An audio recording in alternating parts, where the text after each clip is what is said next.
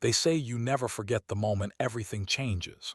For me, it was a Tuesday night in November in a dimly lit locker room that smelled of sweat and determination when George Neeson broke down in front of me for the first time. In the 3 years I'd known him, I'm Liam Craig, and this is the story of how I learned that sometimes the strongest people need someone to lean on, and how being that someone can transform your entire world. The fluorescent lights hum overhead as I tied my cleats, my fingers moving through the familiar motions without thought. Our college soccer team had just finished a brutal practice session, and my muscles ached in that satisfying way that reminded me I was alive, pushing myself, becoming better. "Good work out there today, Craig," Coach Peter called out, his clipboard tucked under his arm as he headed toward his office. "Keep that energy up for Saturday's game." "Yes, Coach," I called, back standing to stretch my hamstring. Around me, my teammates were in various states of undress, joking and shoving each other with the easy camaraderie that comes from spending countless hours together, bleeding and sweating for the same goal. But one person was quieter than usual. George sat on the bench across from me, still in his practice gear, staring at his phone with an expression I couldn't quite read. His usually perfect posture was slumped, shoulders curved inward like he was trying to make himself smaller. His black hair, normally styled with careful precision, fell messily across his forehead, still damp with sweat. "Hey." Neeson McKellen, our goalkeeper, tossed a towel at George's head. "You coming too?" "Mario's with us. Half-price swings Tuesday, my dude." George barely looked up. "Nah, I'm good, got stuff to do." McKellen shrugged and moved on, but I kept watching. Something was off. George was our striker, our star player, the guy who lived for the game and never turned down team bonding. He was the one who organized our group chats, who remembered everyone's birthdays, who could light up a room just by walking into it. This version of George, withdrawn and hollowed, felt wrong. The locker room gradually emptied until it was just the two of us. I finished changing into my street clothes, faded jeans, and a maroon hoodie. But I didn't leave. Instead, I walked over and sat down beside him, leaving a respectful distance between us. "You okay, man?" I asked, keeping my voice low. George's jaw tightened. "Yeah, fine, George." He finally looked at me, and what I saw in his dark brown eyes made my chest constrict. Pain, raw and unfiltered. Pain that he'd been hiding behind his brilliant smile and his perfect place on the field. "I'm fine, Liam, just tired." He stood up abruptly, shoving his phone into his gym bag with more force than necessary. "I should get going." I stood too, moving to block his path, not aggressively, just enough to make him pause. "George, come on, it's me. What's going on?" For a moment I thought he'd push past me, retreat into whatever fortress he'd built around himself.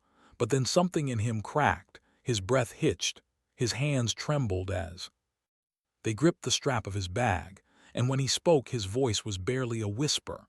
"My dad called today." Those four words hung in the air between us, heavy with implications I was only beginning to understand.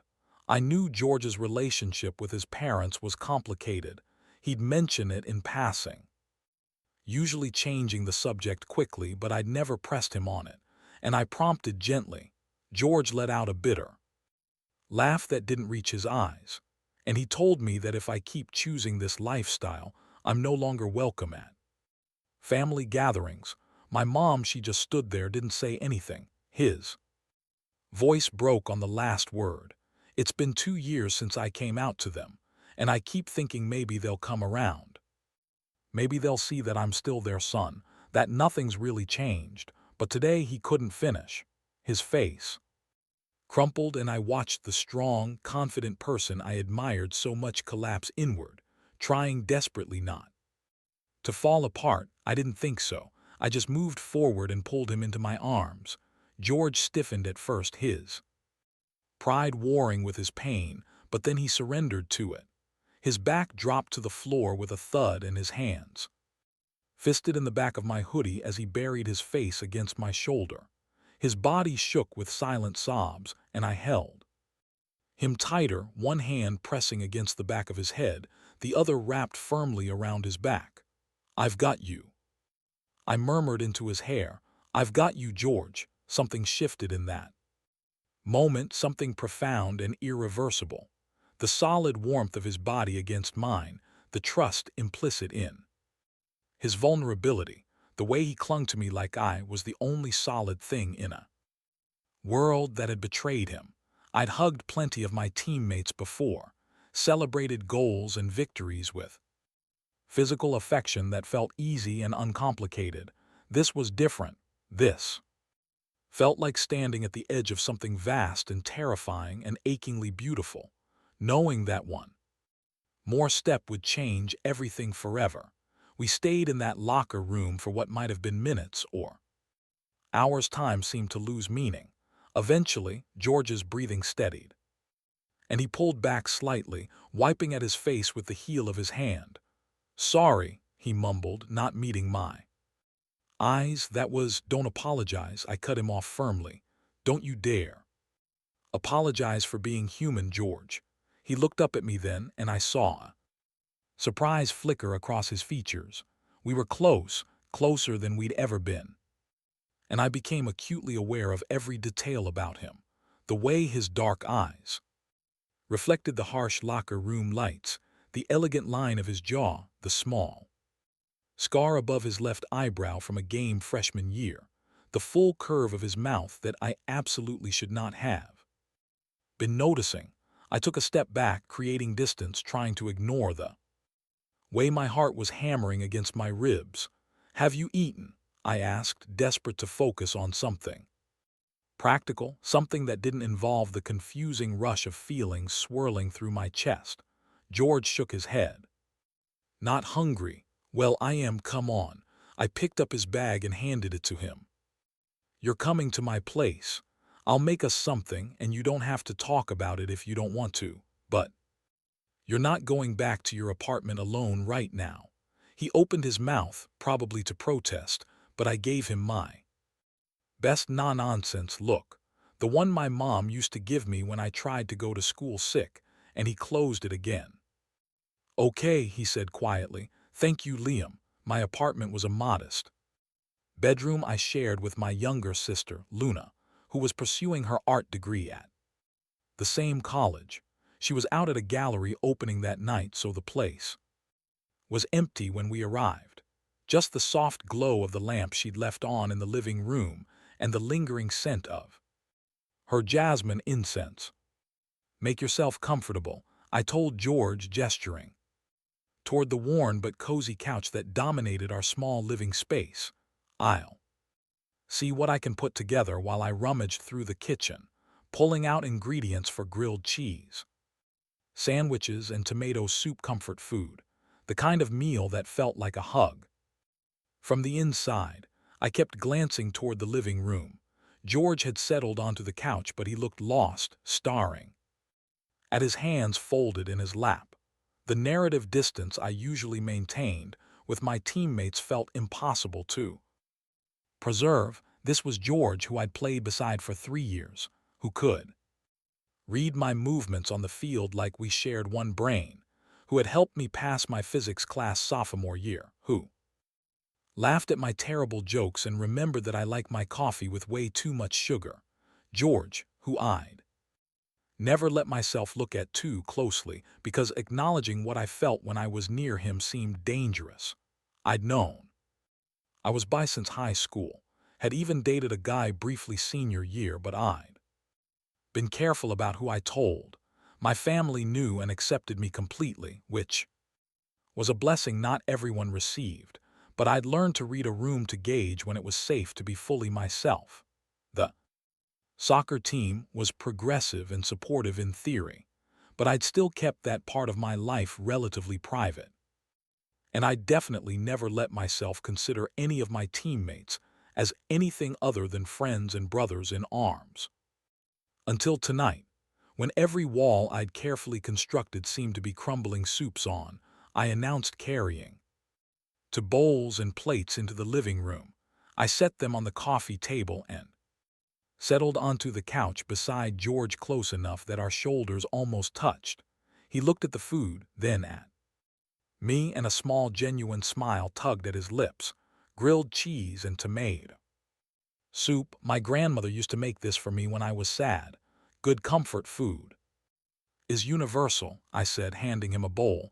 Eat, you'll feel better. We ate in companionable silence for a while. The simple act of sharing a meal together soothing some of the raw edges of the evening.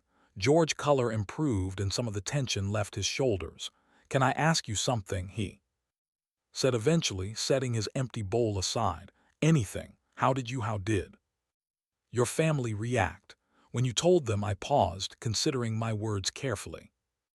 My mom cried, but happy tears. She hugged me and said she loved me no matter what, that all she wanted was for Luna and me to be happy and honest with ourselves. My dad was quieter about it, but supportive, made a lot of bad jokes about broadening my dating pool. I smiled at the memory. Luna threw a party and baked a cake with a rainbow on it. Very subtle, my sister. George's expression was wistful. That sounds amazing. I know how lucky I am, I said softly. I know that not everyone gets that kind of acceptance, and it's not fair and it's not right. But George, your parents' inability to see how incredible you are, that's their failure, not yours. You understand that, right? He was quiet for a long moment, his gaze fixed on the coffee table. Intellectually, yes, but emotionally it still feels like there's something wrong with me, like I'm not enough, like I broke something in them by being honest. The pain in his voice broke my heart. I reached over and took his hand, threading my fingers through his. His skin was warm, slightly calloused from gripping the soccer ball, and the contact set electricity racing up my arm. There is nothing wrong with you, I said fiercely, holding his gaze. You are brilliant, talented, and kind.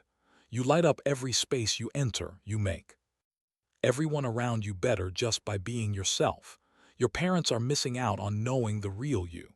And that's their loss, George, their loss. His eyes glistened with unshed tears, but he squeezed my hand tightly. How are you so sure? Because I see you, I said simply. Every day on the field, in class, hanging out with the team, I see how hard you work, how much you care, how you remember everyone's coffee orders and text people on their bad days and always have an encouraging word. You're one of the best people I know, George. Neeson. Something shifted in the air between us, a charge, a pull, a gravitational force I couldn't name but felt in every cell of my body. George's gaze dropped to our joined hands, then slowly traveled up to meet my eyes again. Liam, he whispered, and the way he said my name, soft and wandering and full of possibility, made my breath catch. I should have pulled away, should have made a joke, changed the subject, retreated to safer ground, but I couldn't move, couldn't think beyond the person sitting beside me and the way. Everything in me was screaming that this moment mattered, that crossing this line would change everything. Yeah, I managed, my voice rough. Can I just? He shifted closer, his free hand reaching up hesitantly toward my face. Is this okay? My heart was a wild thing in my chest, but I nodded, unable to form words. George's fingers brushed against my cheek, tentative and gentle, and I leaned into the touch without meaning to. His eyes searched mine, looking for permission, for confirmation, for any sign that I wanted this too. George, I breathed, and it was answer enough.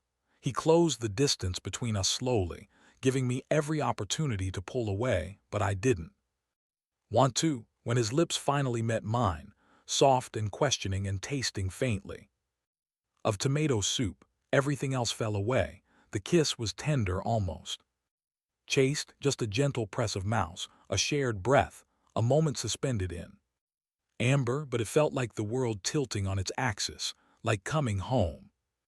and venturing into unknown territory simultaneously. When we parted, George eyes were wide with wonder and fear. I shouldn't have. I'm sorry, I wasn't thinking. Don't, I interrupted, my thumb tracing circles on the back of his hand. Don't apologize for that, but we're teammates and I'm a mess right now, and you were just being nice. And I kissed him again, cutting off his spiral of panic. This time was firmer, more certain, my hand coming up to cup the back of his neck. George made a small sound of surprise that melted into something softer, and when I pulled back he looked dazed. I wasn't just being nice, I said quietly. I mean, yes, I want to support you because you're my friend and you're hurting. But George, I've been trying not to notice you for 2 years, trying not to think about what it might be like to hold your hand or hear you laugh at my jokes or kiss you good night. And I'm probably the worst friend in the world for saying this when you're vulnerable.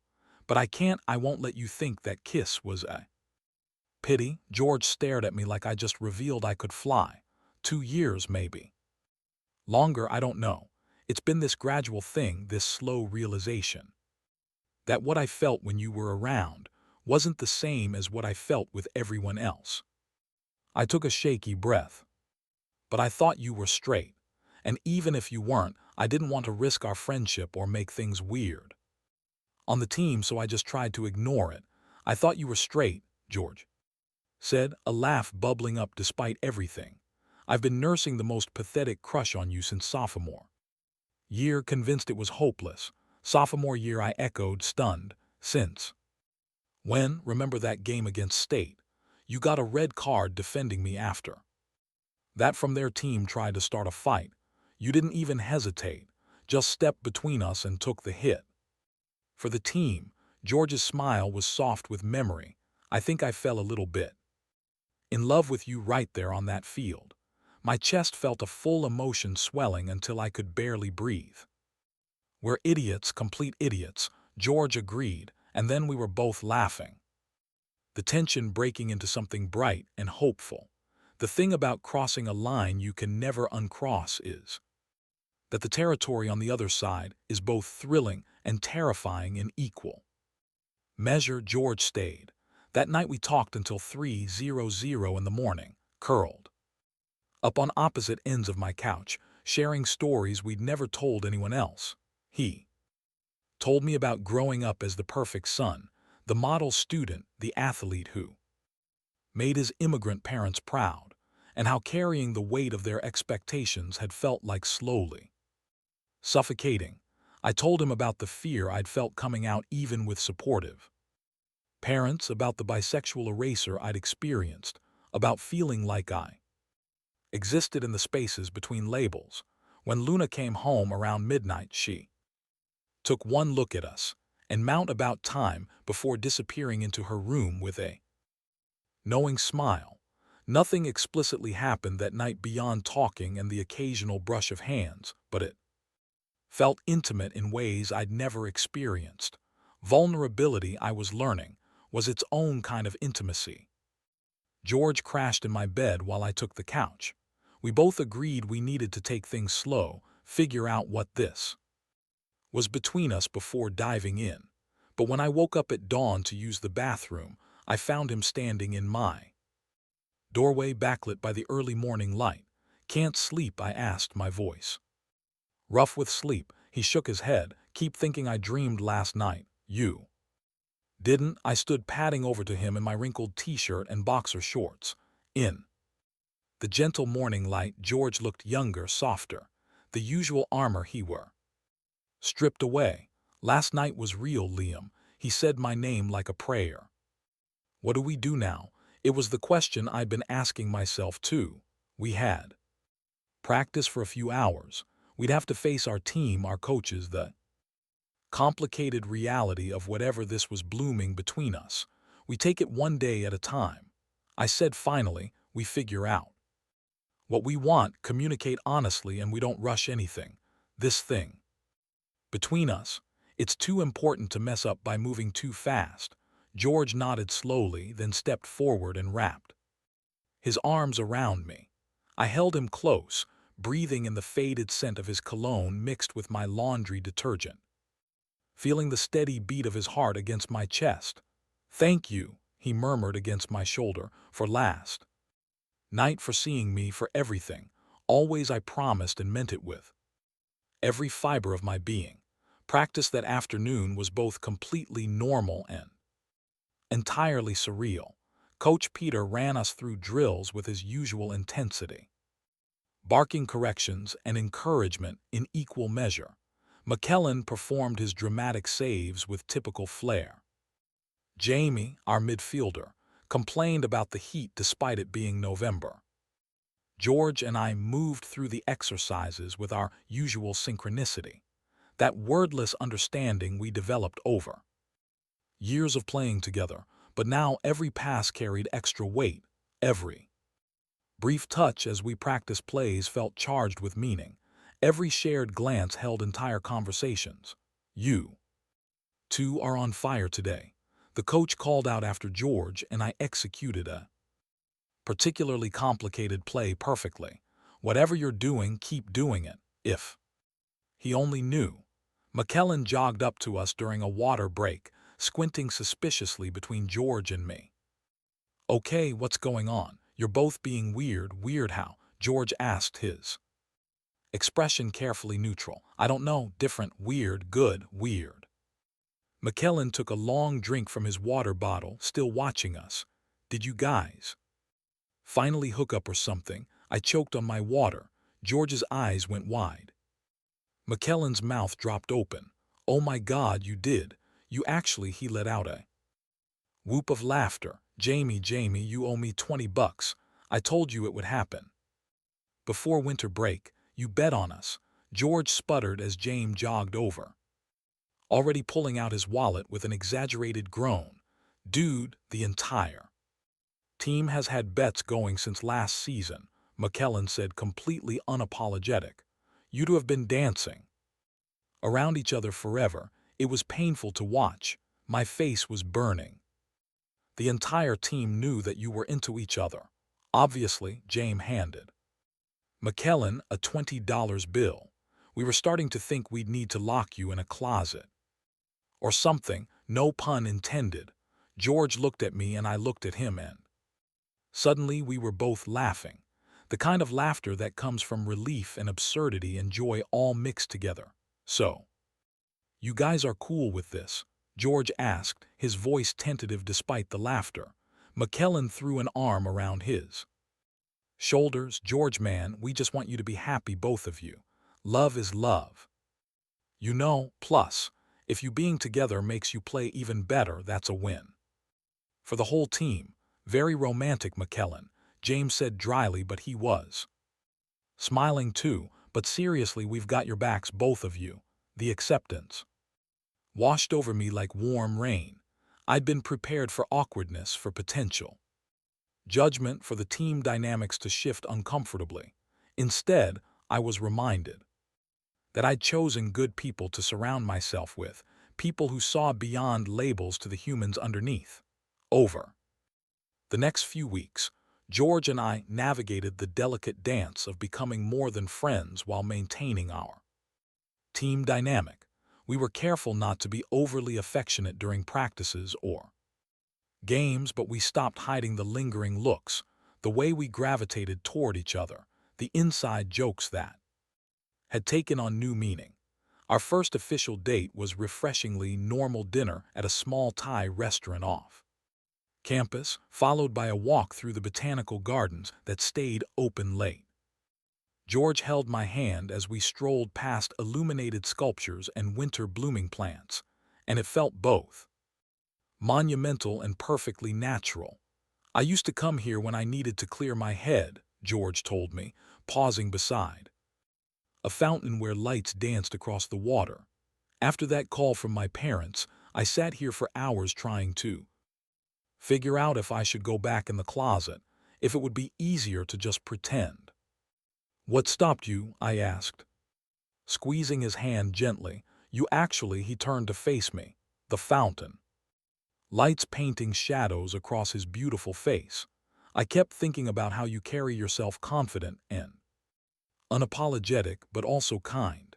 You don't make your sexuality your entire identity, but you don't hide it either. You just exist as yourself, and it made me realize that's what I wanted too, to just exist honestly, without apology. My throat tightened with emotion. George, I'm not saying my journey to self-acceptance is finished. I still have bad days where the rejection feels like it's crushing me. But having you here, seeing what it looks like to be openly queer and successful and happy, it helps more than you know. I pulled him close, pressing my forehead to his. We'll figure it out together. The bad days and the good ones, you don't have to carry it alone anymore. He kissed me then, soft and slow and sweet, and I tasted salt on his lips, but this time they were happy tears. Our second game, after officially getting together, was a playoff match against our biggest rival. The stakes were high, the pressure immense, and the November cold bit through our jerseys as we took the field.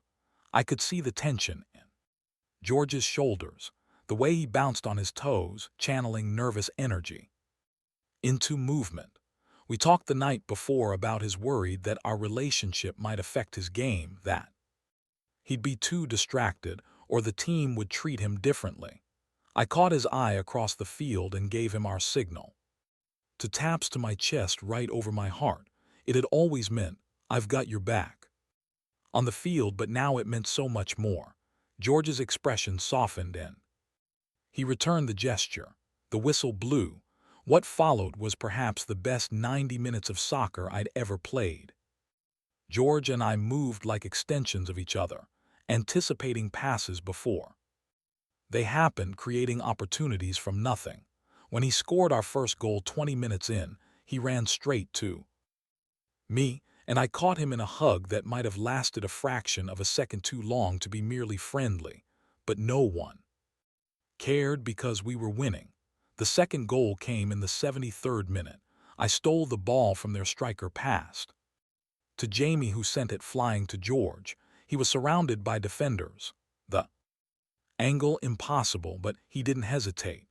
The ball curved beautifully past the goalkeeper's outstretched hands and into the net. The stadium erupted. This time when George ran toward me, he didn't stop. He jumped, and I caught him spinning us both around as our teammates piled on, shouting and laughing and celebrating in the chaos and joy. George's lips brushed against my ear. I love you, he whispered, so quiet I might have imagined it. My heart stopped, then restarted at double speed. I sat him down carefully, aware of the cameras in the crowd and our celebrating team, but I held his gaze and mouthed the words back, I love you too. His smile could have lit the entire stadium. We won that game 3-1, and it felt like winning the world. The aftermath of that victory brought unexpected attention. A video clip of George winning goal and our subsequent celebration went viral on social media. Sports blogs picked it up. Someone made a compilation of all our on-field moments set to romantic music. Teen gay soccer players. Beautiful chemistry lights up college playoffs.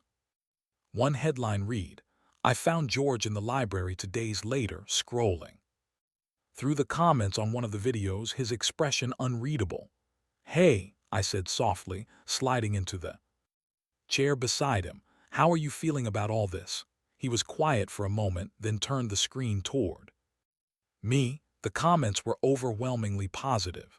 People celebrating our visibility, young queer athletes thanking us for being visible, supporters praising our gameplay and our courage, but scattered among the positivity were the other comments, the ones calling us slurs, questioning our masculinity, claiming we were making a political statement just by existing.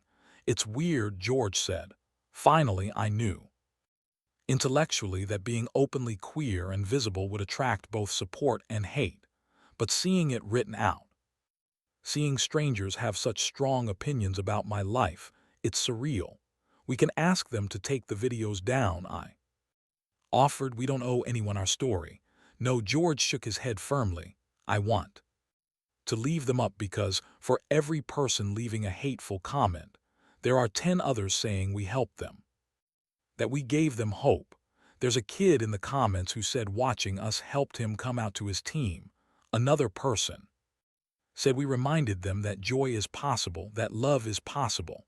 He took my hand, threading our fingers together right there in the middle of the library. That matters more than hate. Pride swelled in my chest. This was George coming into his own, claiming his space, refusing to hide anymore. You're amazing, you know that, I learned from. The best, he said with a soft smile, then leaned over to kiss me gently.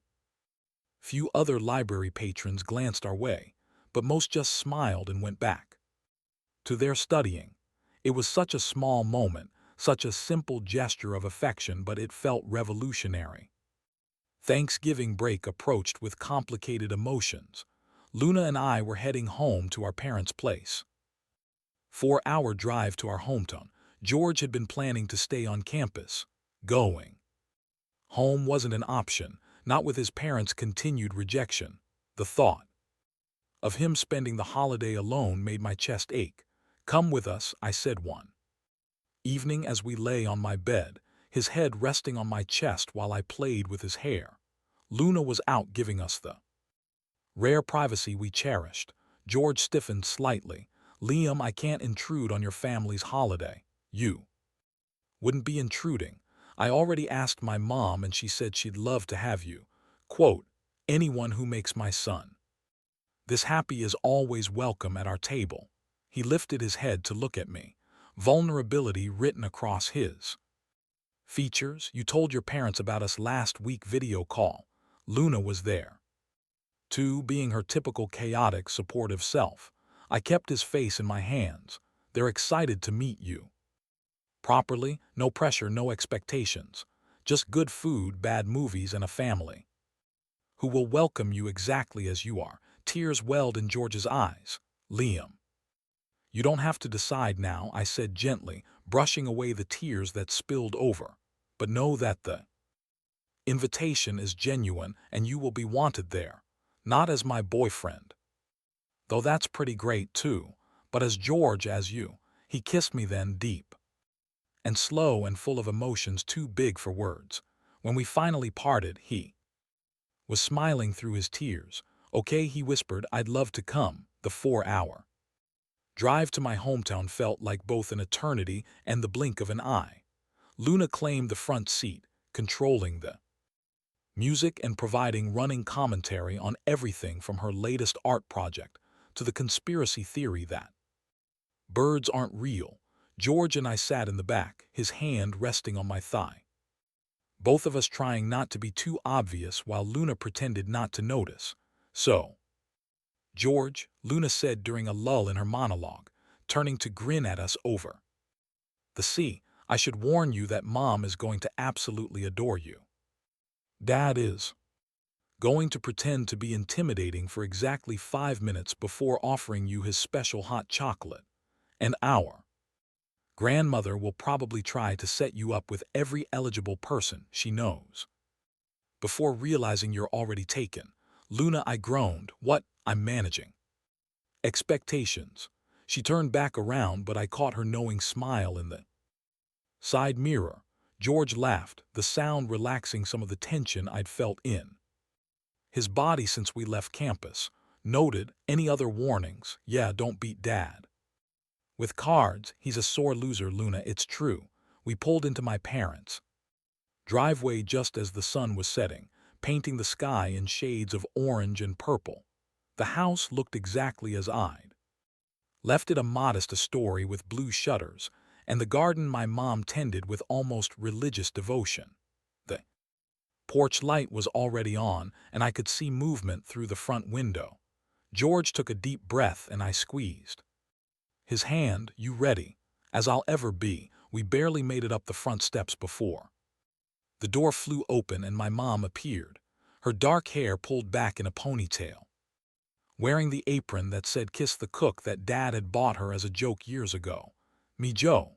She pulled me into a fierce hug, then immediately turned to George. And you must be George. Oh, Liam didn't tell me how handsome you are. Mom, I muttered, feeling my face heat, but George was grinning, accepting her hug with grace. It's wonderful to meet you, Mrs. Craig. Thank you so much for having me. None of that, Mrs. Craig. Nonsense, I'm Rosa. She ushered us inside, still talking a mile a minute.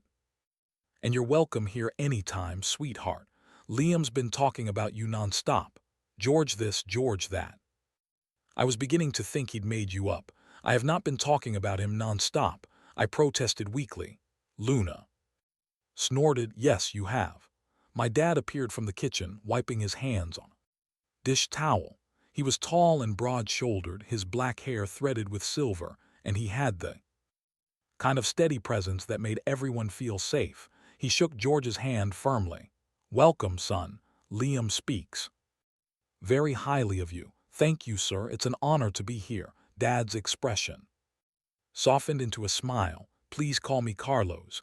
And Luna wasn't kidding about the hot chocolate. Made a batch this afternoon. Can I interest you in a cup? That first evening set the tone for the entire weekend. My family folded George into their midst as if he'd always been there. Mom insisted he help her in the kitchen, which turned into an impromptu cooking lesson where George learned how to make proper tamales. Dad challenged him to a game of dominoes on the patio. George won, but Dad was a gracious loser despite Luna's warnings. Luna dragged him to her room to show him her art portfolio, and he spent an hour giving her genuine feedback and encouragement. I watched it all from various corners of the house, my heart so full it felt like it might burst. Later that night, after everyone had gone to bed, George and I sat on the back porch wrapped in a blanket, looking up at stars you could actually see far from the city. Thank you, George said quietly, his head resting on my shoulder. This is I didn't realize how much I needed this. A family that just accepts and welcomes without conditions. That's what family should be, I replied, pressing a kiss to the top of his head. Love without conditions, support without reservations. I keep waiting for the other shoe to drop, for someone to say the wrong thing or for the warmth to be fake, but it's not. Your family genuinely cares. They do. They see how happy you make me, but more than that, they see you, your kindness, your humor, your heart. You're easy to love, George. Neeson. He turned to look at me, and in the starlight his eyes shimmered with unshed tears. I love you so much, Liam. Sometimes it scares me how much I kissed him slowly, pouring every ounce of feeling into it, love and promise and the certainty that this us was worth whatever challenges lay ahead. When we parted, I rested my forehead against his. I love you too, and you don't have to be scared. I'm not going anywhere, promise. Promise. Thanksgiving Day itself was chaotic in the best way. The house was filled with extended family, cousins, aunts, uncles, my grandmother, Abula Carmen, who immediately claimed George as her favorite and interrogated him about his astrological sign of Leo, perfect for my Liam, the Sagittarius. The kitchen became a whirlwind of activity, with multiple generations working together to prepare the feast. George fit seamlessly into the chaos. He helped my Uncle Manuel set up tables in the backyard, discussed soccer strategy with my cousin Diego, who played in high school, and charmed my grandmother by complimenting her famous flan before he'd even tasted it. He's a keeper, me.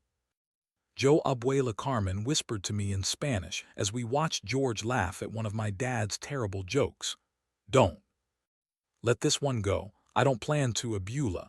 She patted my cheek knowingly. Good love like this doesn't come around often. You hold on to it with both hands.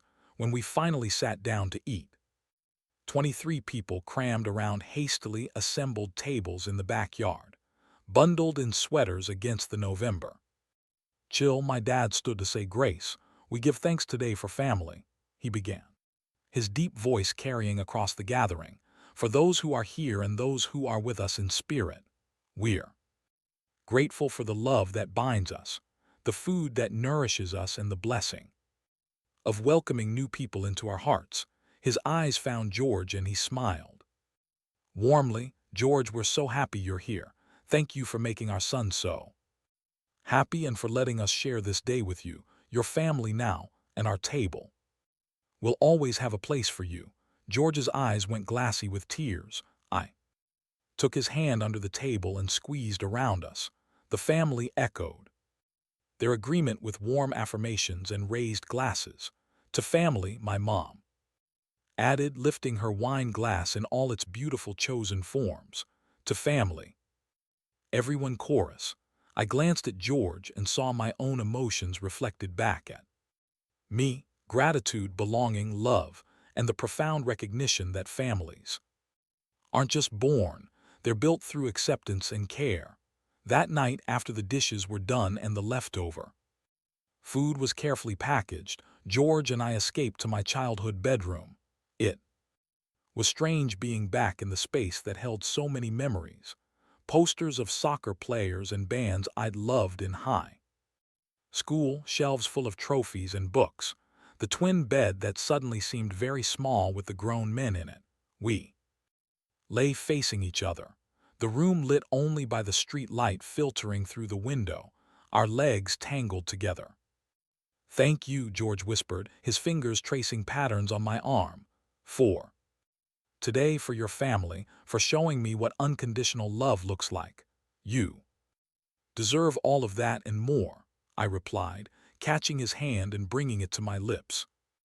I hate that your parents can't see what an incredible person you are, but their blindness doesn't diminish your worth.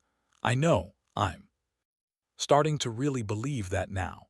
He shifted closer, his breath warm against my face, being here feeling welcomed and celebrated, not despite being queer, but just as a whole person. It's healing something in me I didn't realize was broken. You're not broken, George. You never were. Maybe not broken, but bruised, wounded. His voice was soft but steady. Your family is helping those wounds heal. You're helping them heal. I kissed him gently, mindful that we were in my parents' house with thin walls, but needing to express physically what words couldn't quite capture. The kiss deepened naturally, our bodies pressing closer, hands exploring with new urgency. Liam, George breathed against my lips, his hands sliding under my shirt, fingers tracing the lines of my abdomen. I want a loud creak from the hallway made us freeze.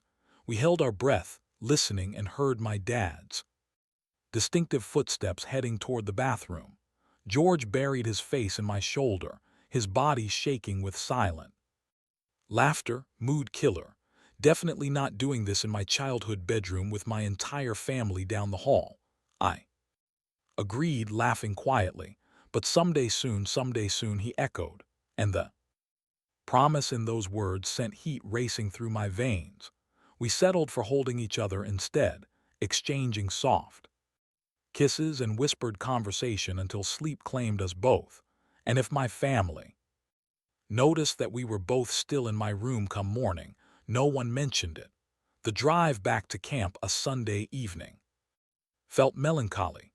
We'd spent one more day with my family, a lazy morning of leftovers and board games, followed by a walk through the nature preserve where I'd played as a kid. My mom had packed enough food to feed us for a week, and my dad had pulled George aside for a private conversation that had left George teary-eyed and smiling. What did my dad say to you? I asked as we merged onto the highway, Luna, already asleep in the front seat with her headphones on. George was quiet for a moment, his thumb rubbing circles on the back of my hand.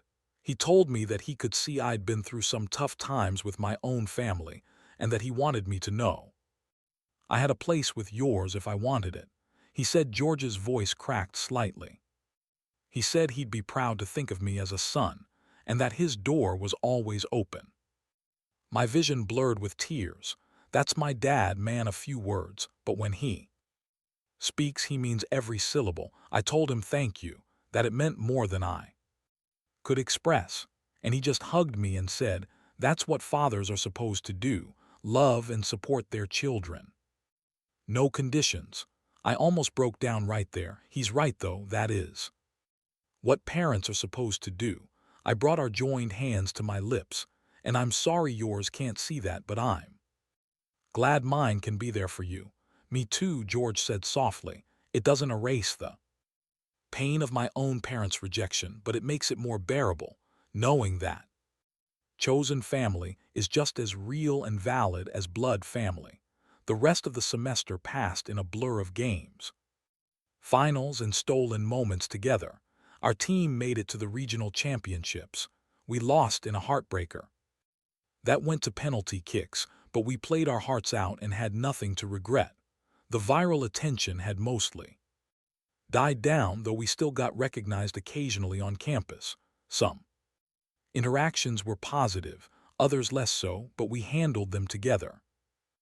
United front against both the praise and the prejudice. George and I settled into a rhythm that felt sustainable. Study dates in the library, team practices, where we were friends and teammates first. Private evenings where we could be vulnerable and affectionate without an audience. We navigated the typical relationship challenges, figuring out communication styles, learning each other's boundaries, dealing with occasional jealousy or insecurity. But through it all, the foundation we built that November night in the locker room remained solid. We'd started from friendship, added vulnerability and trust, and built something that could weather storms. Winter break approached, and with it, a decision. George had planned to stay on campus again, and his parents had made it clear he wasn't welcome at home, but Luna had other ideas. He should come home with us again. She announced one evening when she'd come over to our apartment for dinner. Christmas, New Year's, the whole break. He's practically family anyway.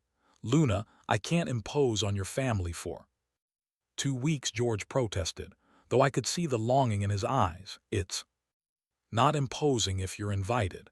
I pointed out, and you are invited. Enthusiastically invited. Luna pulled out her phone. Mom's already texting me asking if George is coming. She says she's planning to teach him her secret recipe for puzzle, and Dad wants a rematch at Domino's. George looked between us, his defenses crumbling. Are you sure? I don't want to overstay my welcome or George Neeson. I interrupted firmly, taking both his hands in mine. You are wanted. You are welcome. Stop trying to make yourself smaller or less burdensome. My family loves having you around. I love having you around. Please come home with us. He searched my face, then Luna's, finding only sincerity and affection. Finally, he nodded. Okay, thank you, both of you. Luna jumped up and hugged him fiercely. Yay, this is going to be the best Christmas ever. I'm already planning a sibling prank where you're on my team, George. Hey, why does he get to be on your team? Because I claimed him first. Sibling rules. Watching them bicker playfully, I felt a wave of contentment wash over me. This was my family, blood and chosen. It was beautiful. Christmas Eve found us back at my parents' house, this time with George sleeping in the guest room officially, and sneaking into my room late at night to talk and hold each other unofficially. The house smelled of cinnamon and pine with twinkling lights draped over every surface, and Luna's artistic touch evident in the handmade decorations. We attended midnight mass with my family, a tradition from my mom's side, and George held my hand in the pew, both of us finding comfort in the ritual even as we questioned some of the institution's teachings. The priest's homily was about love and acceptance, about Jesus welcoming the marginalized. And I saw several parishioners glance our way with expressions ranging from support to discomfort. But I kept my chin up, and George did the same, and my family surrounded us with their presence and their love. After Mass, we returned home for the traditional gift exchange. I watched George's face light up as my family handed him, presents a new soccer jersey for my dad, a hand-knitted scarf from Abula Carmen, a journal, and fancy pens from Luna for when you need to process your feelings, and a framed photo from my mom. It was from Thanksgiving. George and I on the back porch wrapped in that blanket looking at each other like we were the only two people in the world. My mom had captured it without us knowing, and the love visible in that single moment was almost overwhelming. So you never forget, my mom said softly, hugging George tight, that you are loved exactly as you are. George couldn't speak. He just held her and cried, and I stood there with my own eyes burning, watching my boyfriend receive the maternal love he deserved. When it was my turn to give George his gift, I was suddenly nervous. I'd thought long and hard about what to give him, something meaningful but not overwhelming, something that acknowledged where we were and where we were going. I handed him a small wrapped box. Inside was a silver chain with the pendant to puzzle pieces interlocked. Simple but elegant. I know it's cheesy, I said as he examined it with wonder, but I saw it and thought about how we fit together, how separately we're complete people, but together we're something more.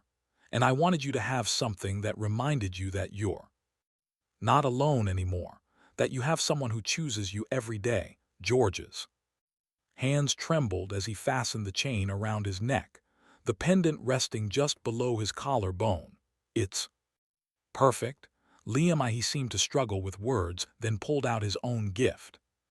For me, this feels inadequate now, but inside the box was a leather bracelet with our initials and coordinates engraved on the inside, the exact latitude and longitude of the soccer field where we'd played together for 3 years, where it all started, George explained quietly, where we became teammates, friends, and eventually this. I wanted you to carry a piece of that place with you because it's where I fell in love with you. One practice and one game at a time. I kissed him right there in front of my entire family and God and everyone, because some moments demanded to be honored. When we pulled apart, everyone was smiling through tears. Well, Luna said, breaking the emotional tension, I got Liam socks, so I clearly lose this gift-giving competition. Laughter rippled through the room, and the night continued with hot chocolate, terrible Christmas movies, and the kind of joy that comes from being exactly where you're meant to be.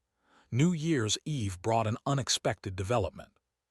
George's phone rang just after dinner, an unknown number. He almost didn't answer, but something made him step outside onto the porch and take the call while the rest of us cleaned up. I watched through the window as his expression shifted from confusion to shock to something I couldn't quite name. When he came back inside 20 minutes later, he looked dazed. That was my mom, he said quietly, and the room fell silent. She's been trying to reach me for weeks, but I blocked their numbers after Thanksgiving, so she had to call from a different phone. What did she say? I asked carefully, moving to stand beside him. George sank onto the couch, and I sat next to him, taking his hand. She said she's sorry, that she's been doing a lot of thinking and soul-searching, and she realizes she was wrong, that letting my father's pride and cultural expectations drive their response was a mistake. His voice wavered. She wants to talk, to try to rebuild our relationship. What about your dad? Luna asked gently. He's not there yet. She said he's struggling, but she's not willing to lose her son over this anymore. She wants to meet just the two of us to start healing. My heartache for George, for the hope and fear warring in his expression, for the years of pain that wouldn't disappear just because his mother had called. What do you want to do? He was quiet for a long moment. I want to meet her. I don't know if we can fix everything, and I'm not ready to just forgive and forget all the hurt, but I think I need to hear her out too. See if she's serious about this. Then you should, my mom said firmly, coming to sit on George's other side. And wherever you meet, whatever you decide, you have us behind you, supporting you, loving you, ready to be there if you need us. George looked around the room at the faces that had become as familiar as family, because they were family, and nodded. Thank you, all of you. I don't know what I did to deserve this, but I'm grateful for it every single day. The meeting with George's mother happened 2 weeks into the spring semester. She drove to our college town and met him at a quiet cafe near campus. I waited in our apartment, alternately packing and trying to distract myself with homework, my phone clutched in my hand in case George needed me. He came back 3 hours later, emotionally wrung out but not devastated. I held him while he processed, letting him talk through everything his mother had said. She apologized. George told me, his voice muffled against my shoulder. Really apologized. Not one of those "I'm sorry you were hurt" non-apologies. She said she let fear and prejudice guide her instead of love, and she wants to do better. She's been seeing a therapist, joined a support group for parents of LGBTQ plus kids. That's huge, George. Yeah, it doesn't erase the past 2 years, all the holidays I spent alone, all the times I needed my mom and she wasn't there. But it's something, a start. He pulled back to look at me. I told her I need time, that I'm not ready to have a full relationship again immediately, but I'm willing to try to take it slow and see if she means what she says. That's more than fair. How are you feeling, George? Considered the question carefully, cautiously hopeful, scared, relieved.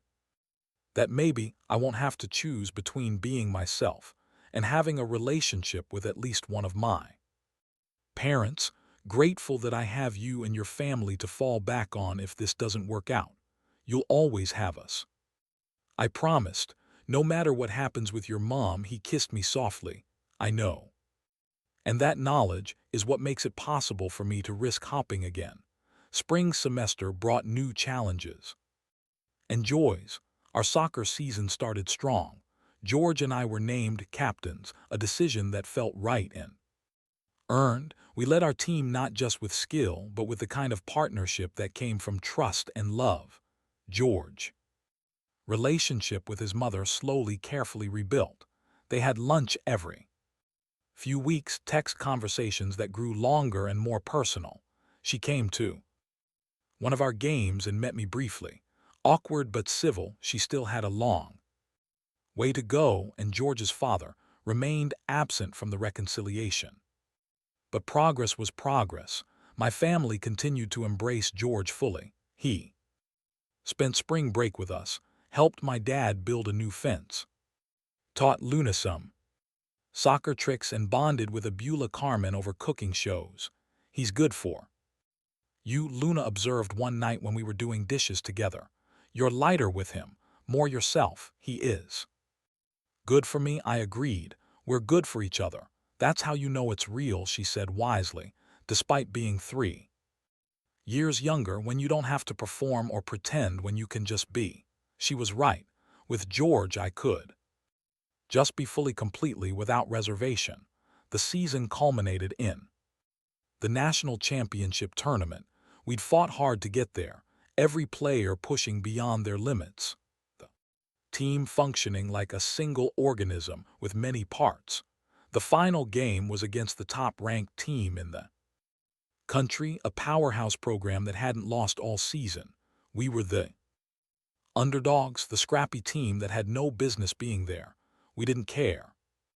The game was brutal, physically demanding, emotionally exhausting, a true test of everything we'd learned and practiced. With 5 minutes left in regulation, we were tied to -2. One last chance to make something happen. George had the ball surrounded by 3 defenders. I was making a run down the left side, but there was no clear passing lane. For a moment our eyes met across the field, and I knew what he was about to do. He feinted right, drawing to defenders, then sent a blind pass exactly where I would be in 3 seconds. I received it perfectly, took 2 touches, and fired toward the goal. Time seemed to slow. The ball sailed through the air, spinning, arcing. Perfect. The goalkeeper dove. The ball slipped past his fingertips by inches. Back of the net, the stadium exploded. Our team erupted, and I was running, searching for George in the chaos, finding him already running toward me. We collided in the center of the field, his arms wrapping around me, my face buried in his neck. Both of us laughing and crying and shaking with adrenaline and joy. We did it, he gasped. We actually did it, we did, I confirmed, pulling back just enough to see his face flushed with exertion, eyes bright with happy tears. Smile wider than I'd ever seen it. And then because we were already being filmed by dozens of cameras and photographed by hundreds of phones, because we were national champions and had earned the right to celebrate however we wanted because love deserved to be visible and celebrated. I kissed him right there on national television, in front of thousands of spectators, and our entire team and coaches and scouts. And everyone. I kissed George Neeson like he was the only person in the world, and he kissed me back like he'd been waiting his whole life for this moment. The roar of the crowd somehow got even louder. When we finally broke apart, breathing hard, foreheads pressed together, McKellen was there with his characteristic grin. That's going to be the most replayed moment in college soccer history. You realize that? Worth it, George and I said simultaneously, then laughed. Our team surrounded us, lifting us both up on their shoulders, chanting and celebrating. We'd won the national championship, but somehow that felt secondary to the other victory. We'd claimed the right to love openly, proudly, without apology. The aftermath was predictably chaotic. The kiss was everywhere: social media, sports channels, news outlets. We became accidental advocates for LGBTQ plus visibility in sports, gave a few carefully selected interviews, received messages from thousands of people thanking us for our authenticity. There was negative attention too.